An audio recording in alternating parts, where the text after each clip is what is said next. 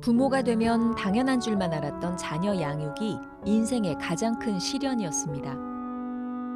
유난히 밥 먹는 걸 힘들어하고 이유 없는 떼를 쓰던 어린 아들. 좀 유난스러운 줄만 알았습니다. 그러나 결국 자폐 진단을 받고 장애아를 둔 엄마가 됐습니다. 이후 아들의 세상을 이해하기 위해 자폐에 대해 열심히 공부했습니다. 그리고 이제 장애아와 세상을 잇는 다리가 되어 장애아와 부모들이 행복하게 살 수 있는 사회 만들기에 힘쓰고 있습니다. 장애가 있는 아들 때문에 잃은 것보다 얻은 게 많다고, 그 아들 때문에 행복하다고 고백하는 남영 집사의 희망 이야기를 들어봅니다.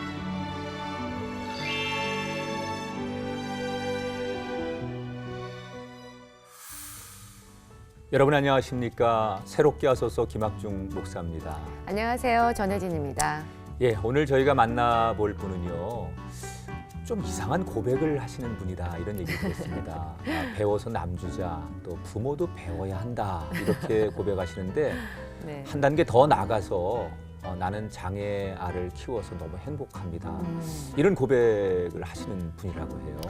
오늘의 주인공 남영 집사님 이 자리에 모셨습니다. 어서 오세요, 집사님. 반갑습니다. 네. 안녕하세요. 저는 25살 자폐성 장애를 가진 청년과 함께 살고 있는 엄마이고요. 한국자폐인 사랑협회에서 운영위원으로 일하고 있는 남영 집사입니다. 네. 그 자폐아를 둔 어머님들 사이에서는 스타라고 했는데 네. 어떻게 해서 그런 소리를 듣게 되셨는지도 궁금해요. 네, 제가 하고 있는 일이 이제 저처럼 발달 장애를 가진 자녀를 둔 그 어머님들 중에서 특히나 어린 자녀를 둔 어머니들이 뭐 어떻게 해야 될지 몰라서 어려움을 겪는 분들이 많거든요. 그렇죠. 그래서 이제 그 분들을 지원하는 일을 하고 있기 때문에 많이 바쁩니다. 제가 네, 그래서 아마 그런 네. 얘기가 나온 네. 것 같습니다. 워낙 바쁘게 다니시고 네. 또 그 일을 이렇게 앞에서 개척자처럼 지금 그렇죠. 아마 일을 하시니까 많은 분들이 네. 저분 그러면서 유명해지신 것 같은데, 네. 아까 이제 그런 일을 WHO라든지 보건복지부가 하는 일 여러 가지 프로젝트 얘기해 주셨는데, 네. 그 일이 사실은 우리 집사님의 아드님 때문에 네. 시작이 되셨고, 아까 제가 25살 된 아들이 있다고 하셨잖아요. 네. 이름이? 송상윤입니다. 네. 그런데 상윤. 평상시에 이제 그 아들 이름을 부를 때 상윤 씨 이렇게 네. 부르신다고. 네. 아니 저는 많은 엄마들이 네. 뭐 학중아 이렇게 엄마들이 부르지 학중 씨 이렇게 부르는 거 네. 못 봤거든요. 네. 발달 장애인은 특히나 이제 성인이 되어도요, 아이 취급을 해서 누구야 하는 경우가 많아요. 그렇죠. 그렇죠, 맞아요.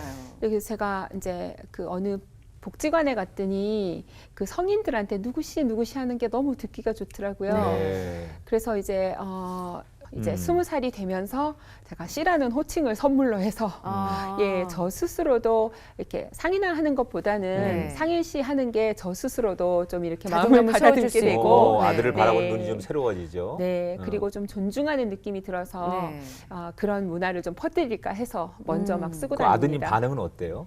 굉장히 그 왜 이렇게 사람은 왜 자리가 만든다는 그런 네, 얘기 네, 있잖아요. 네. 그래서 제가 상인 씨 하면 뭔가 이거 씨가 된 것처럼 예, 조금 반응이 다른 것 같아요. 아니 그 밖에 나가서 혹시 아는 분들 아니고서 모르는 분들은 좀 오해하시겠어요. 좀 네. 이렇게 중년의 여성이 젊은 청년한테 네. 아드님이 또 훤칠하시다고. 네. 키가 훈남이라. 네, 키가 187이고요. 네. 네, 거의 뭐 제가 정말 상윤 씨 하니까 네. 도대체 무슨 관계인가 뭐 이런 식으로 보는 게 그렇죠. 예, 그런 그렇게 시선들이 쳐다보는 많아요. 분도 있을 것 그러니까요. 같아요. 네, 네. 어렸을 때는 그렇지 못하는데. 네. 그럼 상윤 씨가 지금 어떤 상태인지 좀 구체적으로 얘기 좀 해주세요. 네, 그 저희 상윤 씨는 이제 소위 말하는 고기능 자폐라고 하는 좀 이렇게 그 생활하기에 좀 많은 어려움이 적은 네. 그런 그 자폐성 장애군에 속하고요. 네.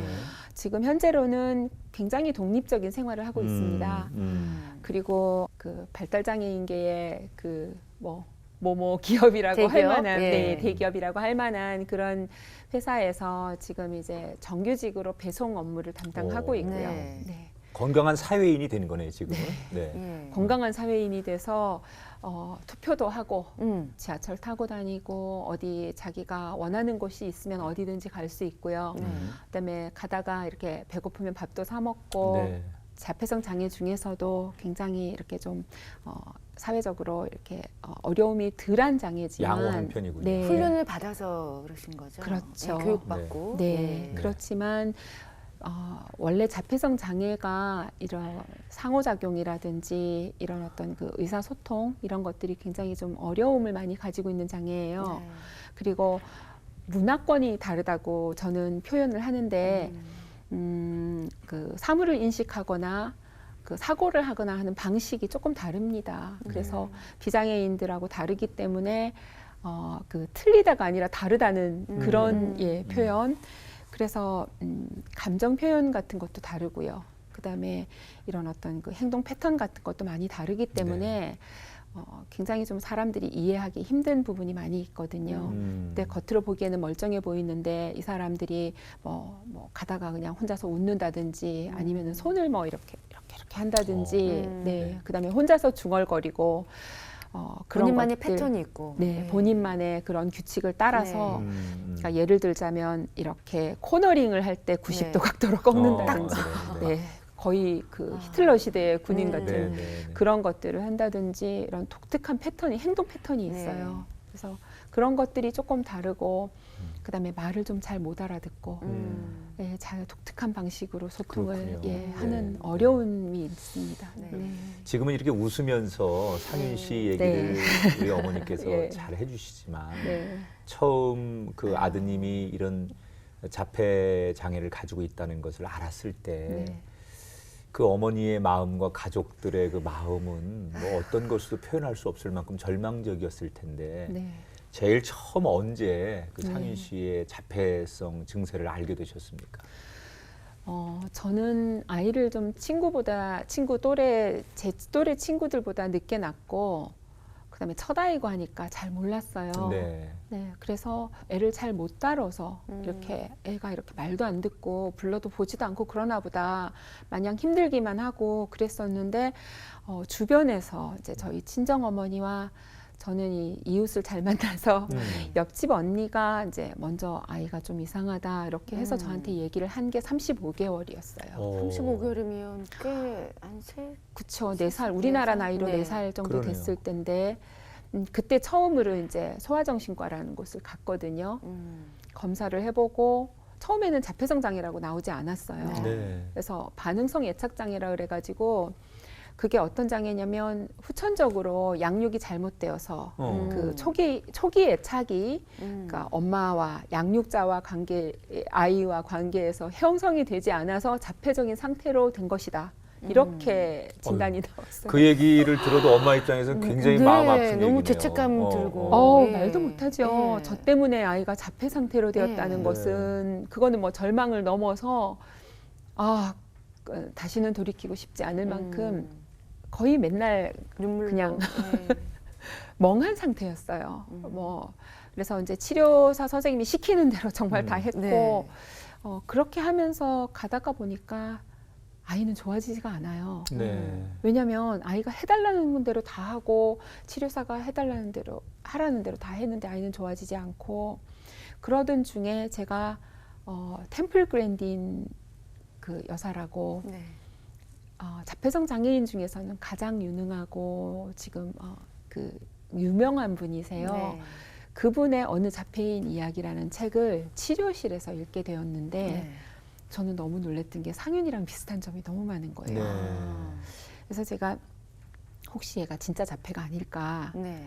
그러면서 이제 자폐에 대해서 조금 알아보고 책을 읽다 보니까 얘가 정말 자폐라는 생각을 굳히게 됐고요. 네. 그때서부터는 저는 마음의 준비는 했었습니다. 그랬는데 이제 그 남편이 좀 아이가 선천적인 장애라는 걸 인정을 하기까지가 시간이 많이 걸렸거든요. 네. 그래서 진단은 초등학교 4학년 때 받았는데 아이가 장애가 있다 없다를 받아들이고 나니까 아이의 장애를 인정하는 순간부터 정말 그 다시 시작하는 느낌이었어요. 새로운 아이를 만난 느낌? 네. 그렇구나. 그러니까 이 아이는 그냥 어려움을 타고났으니까 제가 엄마니까 이 아이를 위해서 아이하고 같이 이렇게 새롭게 정말 살아야 되겠다. 바닥부터 시작해야 되겠다는 생각을 들고 그 전에 아이가 이제 그 문제 행동으로 받아들이던 그런 어려움들이 장애로 인한 거라고 생각이 되니까 안아지더라고요. 그것들을 포용하게 되더라고요. 그래서 장애를 받아들이는 그 순간이 저는 정말 귀했습니다.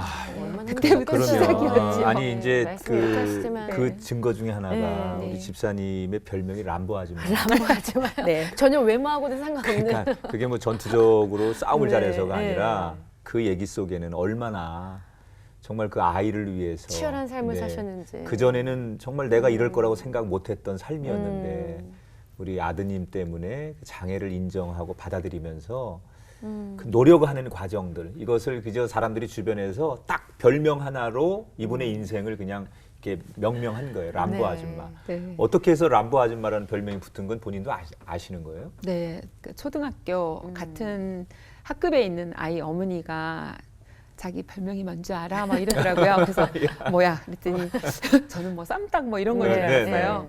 그랬더니 람보 아줌마라는 거예요. 어. 그래서 초등학교에서 이제 힘든 아이를 보내다 보니 힘든 일은 정말 도맡아서 하고 특히 힘든 게 청소였는데 청소할 때마다 땀이 너무 나니까 자꾸 눈으로 들어가서 제가 이렇게 이 손수건으로 이렇게 머리띠를 하고 일을 딱 그 했거든요. 람보의 네. 모습이죠. 네. 거기다가 그 모습이. 거기다가 제가 상당히 건장하지 않습니까? 네. 그러다 보니까 별명이 람보 아줌마였대요. 그래서 늘 람보 아줌마로 하여튼 열성적으로 초등학교 하셨군요. 네. 네. 그래서 그래서 정말도 우리 상윤 씨가 네. 회장에 당선됐을 이야. 때요. 어떻게 네. 된 일입니까? 네. 상윤이가 이제 네. 그 초등학교 3학년 때 일인데요. 네. 상윤이가 회장에 당선됐다는 거예요. 야. 초등학교 3학년 때. 네. 네. 선거를 투표를 했는데 그때는 이제 일반 진단- 학교를 네, 다녀야죠. 일반 학교를 그 네. 진단 전이잖아요. 네. 4학년 진단 때부터. 전이죠. 선생님이 전화를 하셨어요. 네. 아 이거 상윤이가 회장이 됐는데 이거 큰일 났습니다. 어. 그래서 얘기를 들어보니까 이제 상윤이가 노래를 굉장히 잘해요. 네. 그래서 이제 노래를 잘하고 막 아이들이 시키는 대로 노래하고 말 잘 듣고 착하고 이러니까 또 좀 잘생겼잖아요. 그다음에 예, 그러다 보니까 그냥 아이들이 정말 순수한 마음에서 상윤이를 회장을 뽑은 거예요. 그래가지고 이제 저랑 선생님이랑 아이들한테 이야기를 했죠. 상윤이는 지금 사실 회장으로서 할 수 있는 일이 없다. 너네들이 이렇게 도움을 받아야 되는 아이인데 어떻게 회장을 하겠느냐. 다른 아이로 다시 뽑아라 그랬더니 저는 아이들한테 배웠습니다. 네. 아이들이 저희가 뽑은 건데 회장해야 된다고. 그래서 차렷 경례만 하는 회장으로. 이야, 네. 감동이네요. 네. 얼마나 상윤이가 성품이 좋았으면 네. 아이들이 어. 그렇게 좋아했을까. 네. 그게 우리 생각에는 못하니까 그쵸, 대안으로 예. 건강한 아이를 뽑아야 그게 상식이라고 생각하는데 네. 우리의 잣대. 네, 아이들의 맞습니다. 눈은 네. 자기들이 뽑았고 네. 도와주면 되니까 네. 우리의 리더로 그게 중요한 게 상윤이를 아니에요. 세우는 맞아요. 그게 사실은 더 맞는 정말 상식인데 배울 만한 일이네요. 네, 맞습니다. 지금 이제 어머니는 상윤 씨에 대해서 정말 이렇게 정말 사랑하는 마음으로 그 과정들을 설명해 주고 계신데 네. 어머니 말고도 이제 아까 상윤 씨 아버님 얘기도 네. 했고 제가 네. 알기로는 이제 여동생이 하나 있는 걸로 네, 알고 네. 있습니다. 상윤 씨가 태어난 뒤로 여동생이 네. 하나 더 태어났는데 그럼 네 식구잖아요. 네. 그러면은 이제 어떻게 여기 이 자리에 안 계시지만 네. 그 가족들의 구성원 속에서 상윤 씨를 받아들이고 지금의 상윤 씨를 있게까지의 네. 다 이게 좋은 일만 있었던 건 아닐 것 같고 그 안에 갈등과 좌절과 또 상처들도 네. 가족 안에서 있었을 것 같다는 생각 들어요. 네. 어머니도 힘들었겠지만 남편분이나 또 여동생이 네. 상윤 씨를 받아들이고 이렇게 되기까지 얼마나 또 힘드셨을까. 특히나 저희 같은 경우에는 처음에 장애 진단을 받은 것이 반응성 애착 장애라고 이런 어떤 후천적인 네. 제 어떤 책임으로 인해 가지고 그런 장애를 입었다라고 생각을 하니까 저희 남편이 제가 이쁘게 보였겠습니까? 네. 이제 굉장히 뜨겁게 사랑해서 결혼을 했는데 나중에 얘기를 하고 보니까 최근이에요. 한 3, 4년 전에 고백을 하는데 네. 저를 용서를 할 수가 없었대요. 자기 아이를. 네. 예. 그러고 아이를 받아들일 수가 없었다고 그러더라고요. 그러면서 그 암흑을 지나는 것 같았다라고 얘기를 하는데 네. 그러니 그 사람이 뭐 심경이 오죽했겠어요. 네. 그래서 저는 이해를 못했죠. 왜냐하면 부모인데 아이가 장애가 있는데 완전 무관심하고 모든 치료나 이런 것들을 네가 알아서 해라. 근데 제가 눈치가 없어서 그 네가 알아서 해라는 얘기를 네 탓이다라는 말로 못 알아들었어요. 하지만 이제 남편은 아이가 뭐 자기가 어떻게 의사소통이 안 되니까 그다음에 이상한 행동을 자꾸 하니까 어떻게 접근을 해야 될지도 모르는 그런 상황이었다 그러더라고요. 물어보지도 않고, 그러니까는 정말 섬처럼 남편은 집에서 그냥 가족 안에 섬처럼 겉돌고 그랬었죠. 그리고 상윤 씨한테만 올인을 하다 보니 다른 가족은 다 소외되고, 제가 이제 그 둘째 며느리인데 부모님을 모시고 산 지 18년이 됐거든요. 네. 근데 그때 그 18년 전에 제가 어머님 아버님 댁으로 들어갈 때 어려운 일이 많았죠. 아무래도.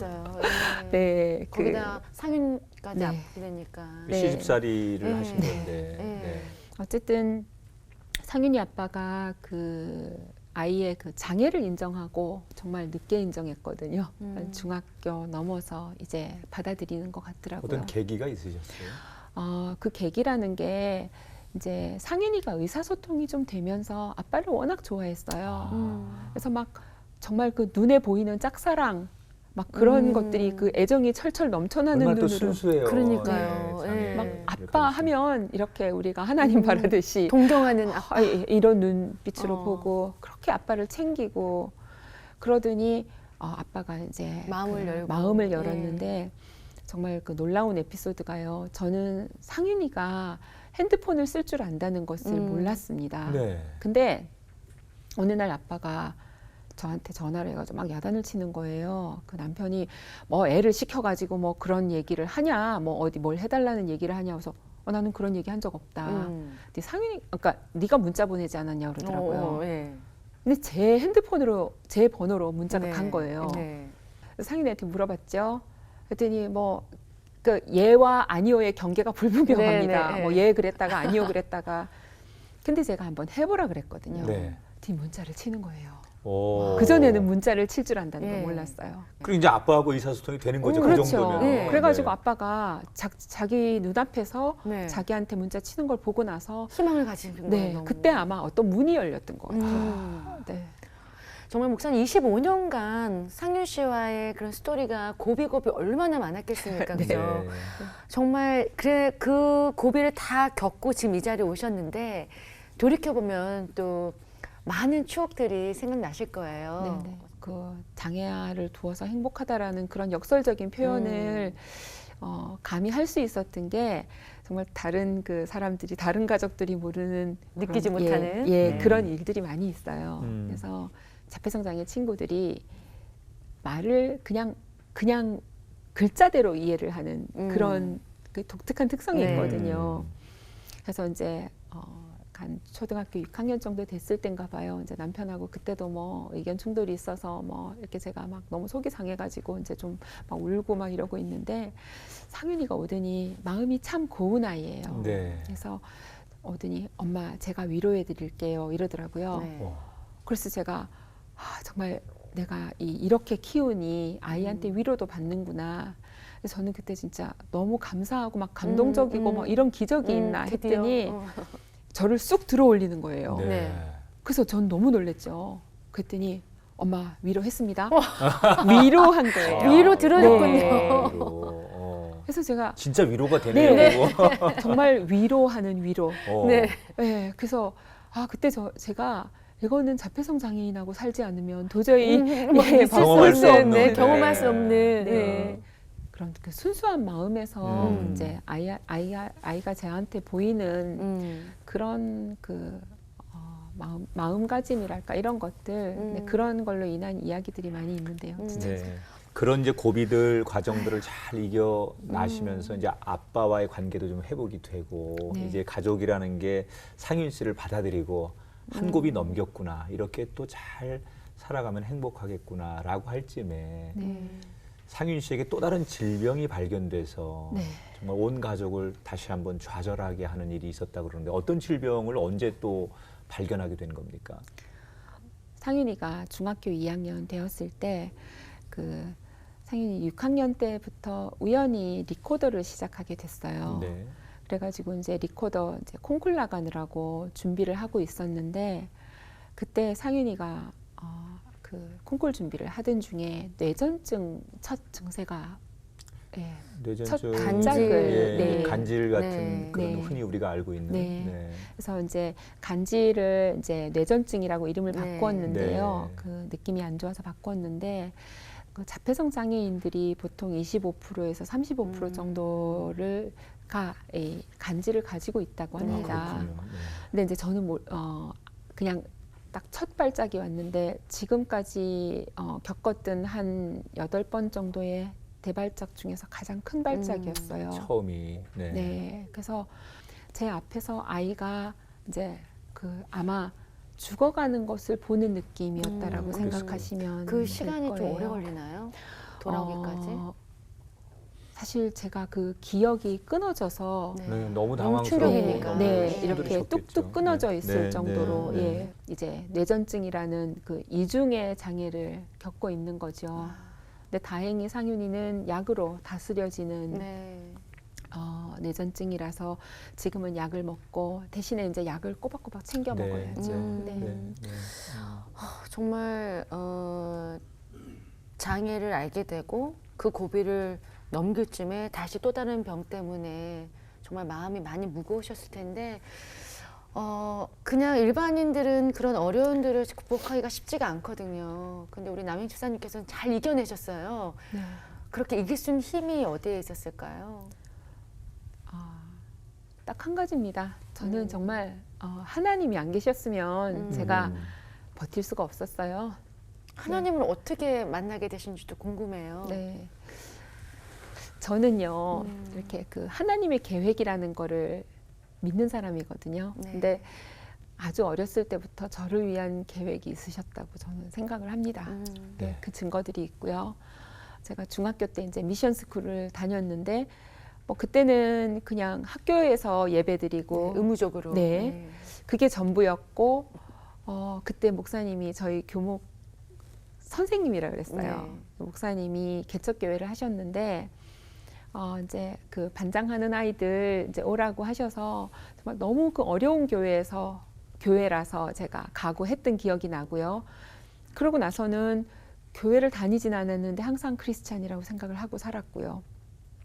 근데 연애를 하고 결혼을 하려고 보니 아버님이 목사님이신 거예요. 네, 네. 시아버님. 네. 그래서 이제 그때 제가 결혼 준비하면서 교회를 다니고 시작하고 그러면서 하나님을 만났죠. 네. 근데 그런 와중에 상윤이의 장애를 이제 상윤이가 다르다 이런 것들을 겪고 그것이 더구나 내 탓이다 이렇게 했을 때 제가 정말 하나님을 의지하지 않았으면 세상에 아무도 의지할 사람이라든지 없었어요.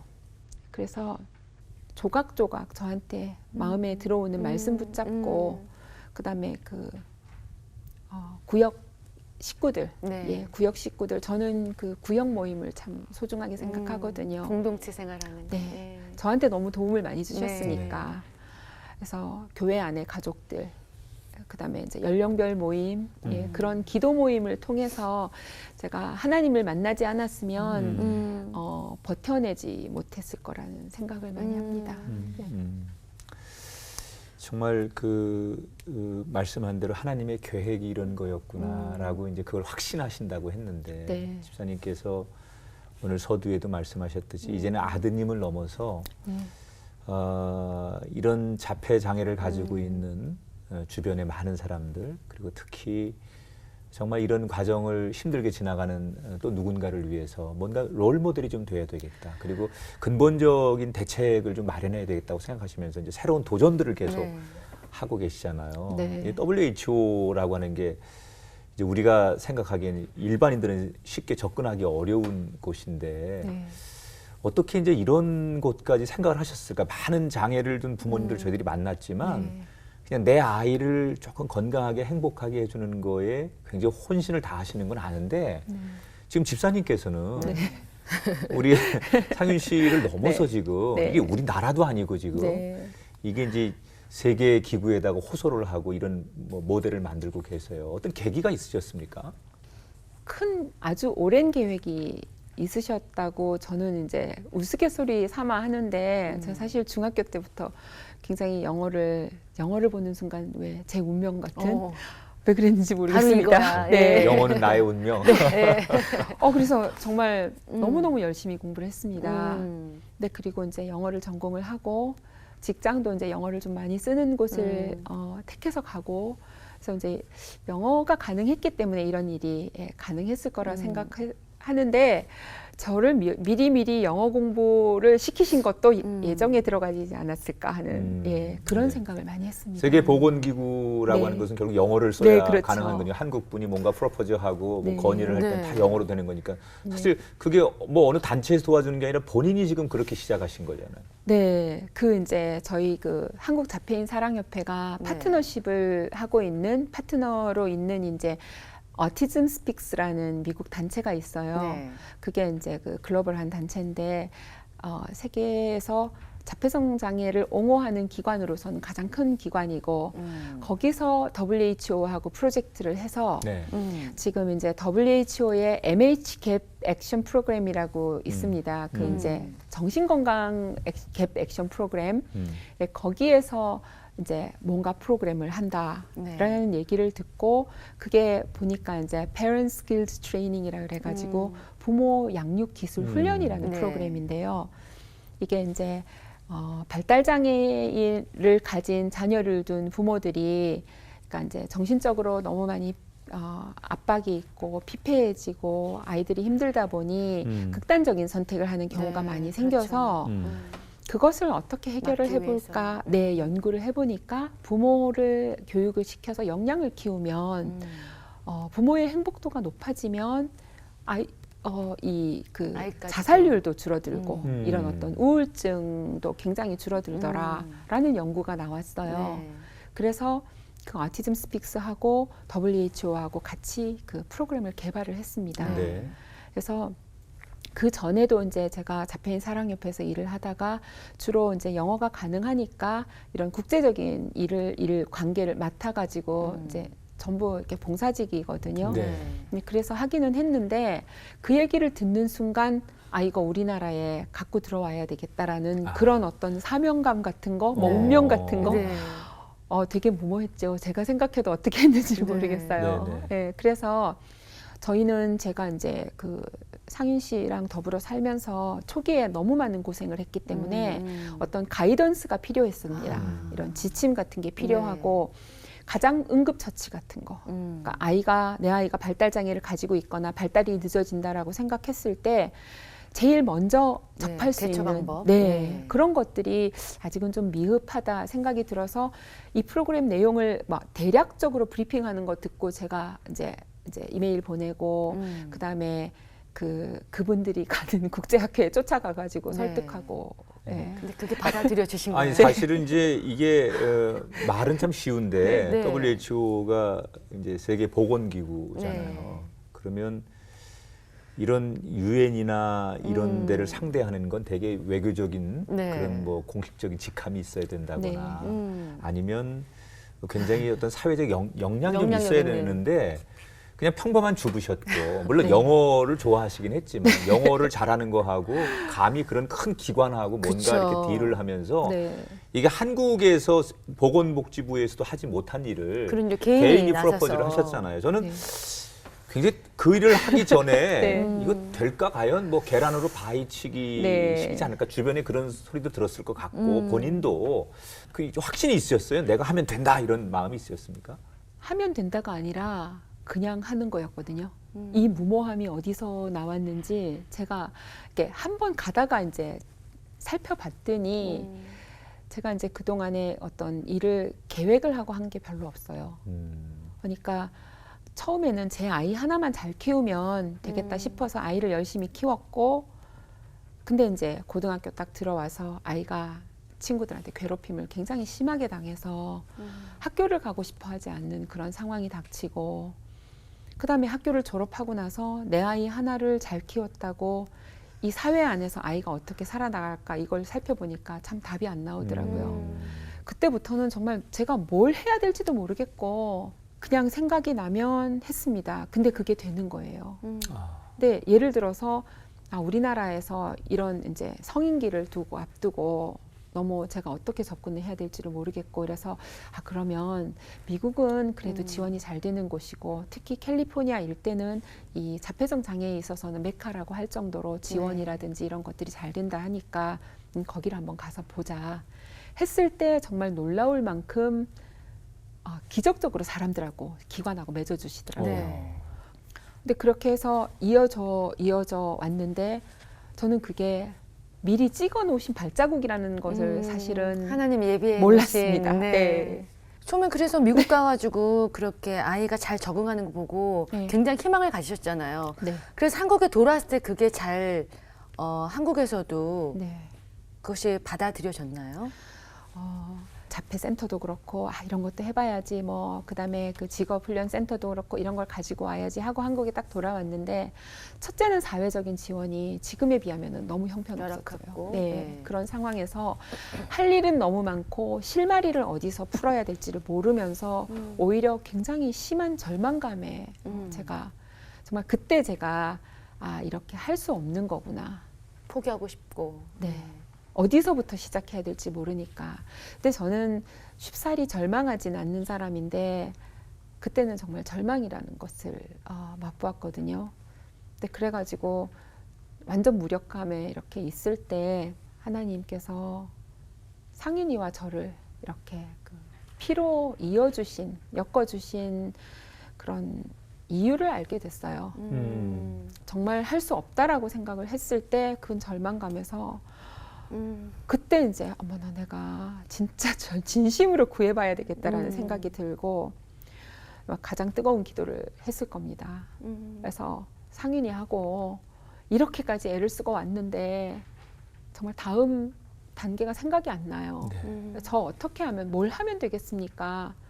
저 도대체 뭘 원하시길래 이렇게 많이 돌리고 많은 일을 겪게 하시고 그러셨습니까? 하고 약간 원망 섞인 네. 그런 투정 부리듯이 했을 때, 저는 그때 이제 말씀을 받았다라고 생각을 하는데요. 네. 일단 이미지로 가끔 이미지로 이렇게 네. 보여주시는 그런 막연한, 그런데 그 다리와 통로 뭐 이런 거를 보여주시는데, 그 브릿지 역할, 다리 역할을 하는. 네. 그래서 제가 그때 그때 축복의 통로라는 찬양이 네. 참 유행을 했어요. 네. 상인이와 저를 이어주는 축복의 통로이기도 하고, 그 통로가 다른 사람들로 이렇게 네, 저희를 이어져 이어주는 그런 통로이다.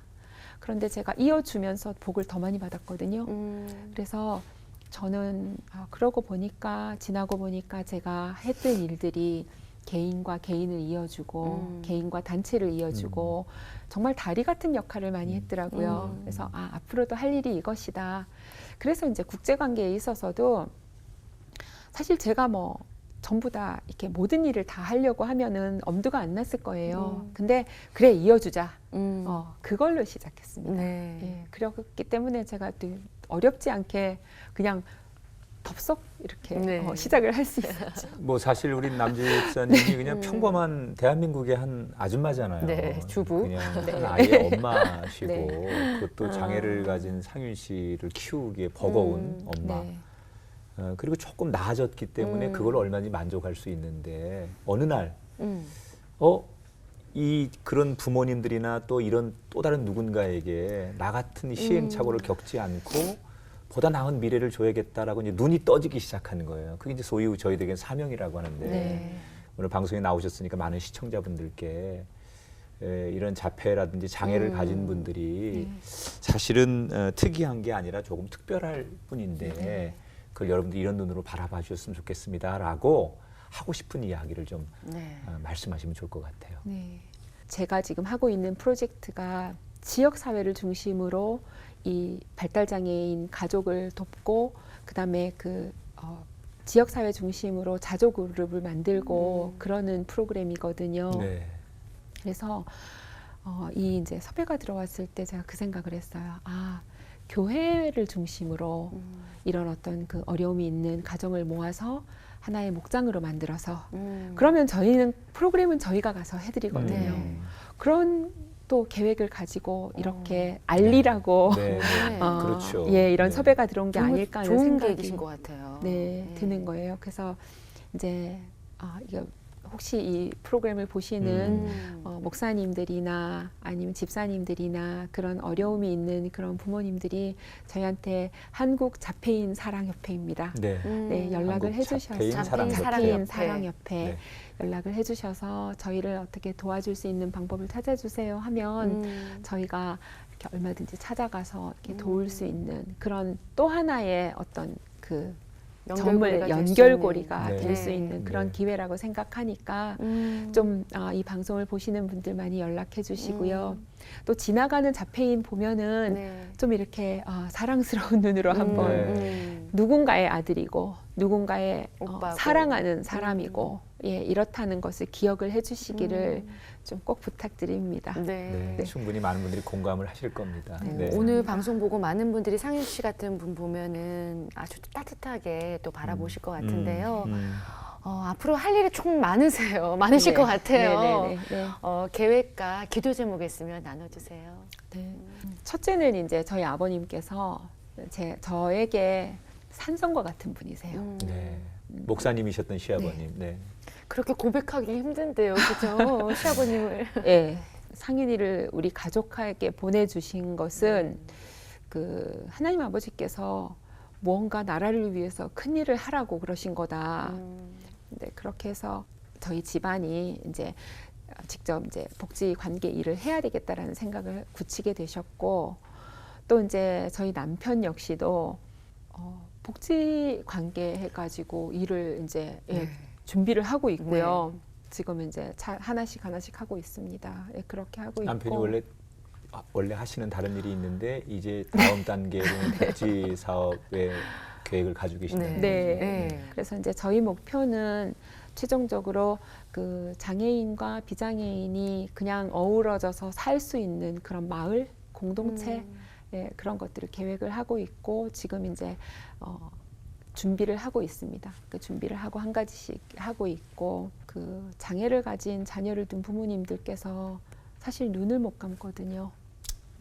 그래서 하루만 더 아이보다 더 살고 싶다라는 말씀을 많이 하시는데, 저는 사실 그 말씀이 너무 아프고, 그러면 제가 아이를 두고 이제 세상을 떠날 때 그래 행복하게 살다가 나중에 보자 뭐 이렇게 웃으면서 이별할 수 있는 그런 아이가 인간적인 대접을 받으면서 정말 그 사랑하는 사람으로, 사랑받는 사람으로 살 수 있는 그런 공동체를 만드는 그것이 저의 기도 제목이고 계획입니다. 네. 아마 오늘은 작은 외침이지만 언젠가 이 외침이 또 누군가의 소리가 합하여져서 더 큰 외침이 되고 당연한 상식으로 받아들여지는 그날이 빨리 오리라고 믿습니다. 감사합니다. 한 아이의 엄마로서 그저 버겁지만 이것을 통해서 하나님이 눈을 뜨게 하시고 사명을 주셔서 더 많은 세상을 바라보게 하신 그 하나님의 계획, 그것이 우리 집사님의 뿐만 아니라 오늘 새롭게 하셔서 모든 가족들에게도 동일하게 임했으면 참 좋겠다 생각하고요. 상윤 씨, 이게 너무 좋아요. 너무 좋아요. 정말 지침이 됐어요. 감사합니다. 행복한 우리 상윤 씨 가정 되기를 축복하겠습니다. 진짜 오늘 함께해 주셔서 감사합니다. 고맙습니다. 감사합니다. 우리 주위에도 많은 상윤 씨가 있습니다. 우리 상윤 씨 같은 분이나 또 그 부모님들도 우리와 같은 하나님이 사랑하시는 자녀들이죠. 다른 시선을 바라보지 않고 그들을 사랑의 눈으로 또 보다듬고 관심을 가지는 우리가 되었으면 좋겠습니다. 우리 주변에 그런 장애우들을 하나님이 보내시는 것은 때로는 현미경처럼 그들을 한 번 더 구체적으로 잘 살펴보고서 아름다운 것들을 발견하라고 하는 뜻일 수도 있고요.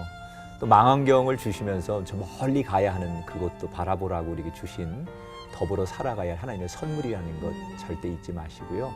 저와 여러분도 우리에게 주시는 하나님의 여러 가지 사인 가운데 때로는 고난과 어려움들이 그저 나 하나를 이겨내게 하신 것이 아니라 보다 많은 사람들을 유익하게 하려고 하는 계획이라는 것 네. 다시 한번 오늘 간증을 통해서 깨달았으면 좋겠습니다. 새롭게 하셔서 오늘 여기서 인사드리고요. 다음 시간 다시 찾아뵙겠습니다. 고맙습니다.